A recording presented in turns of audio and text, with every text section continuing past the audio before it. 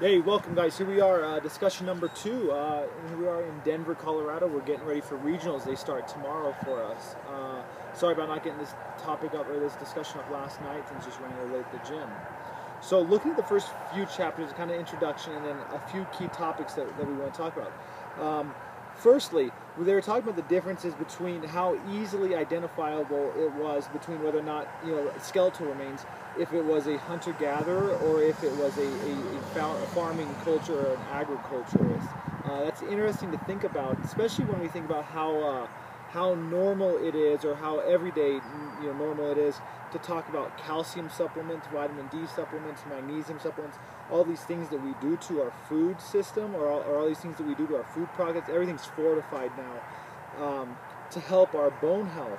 And it's interesting to think that at some time in our history we didn't need these types of things. Our bones were healthy naturally.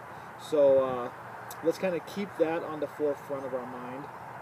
Additionally, let's think, we were talking about the compositions of food, or the macronutrients. So disregarding minerals and things, when we eat, we have protein, we have carbohydrates and fat. Really, everything kind of falls into those categories. What I want to focus on with you guys is that our meals are made of a good quality source of protein always, and then we have an optional nutritious carbohydrate on the side, fruit or vegetable. Depending on what our goals are, I would limit these carbohydrates, especially the fruits, if we're really trying to lean out over this challenge. Insulin, we had talked about insulin as a storage hormone. That's going to help us store calories, store body fat. We release insulin when we have when we consume excess carbohydrates. So if we're trying to not store any more energy, we want to control the amount of insulin that's released, and we're going to control that by eating less carbohydrates.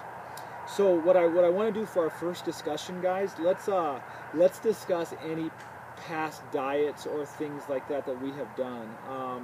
I've tried a few different things. I'd say that mainly before Paleo, I did the zone diet, which is very similar. The main concept with the zone diet is you're trying to control those macronutrients and that insulin response. However, there's not as big of a push of the quality of food. I really like Paleo because quality of food is so important, and if we cut out so many bad things, usually our macronutrient levels are fairly proportionate.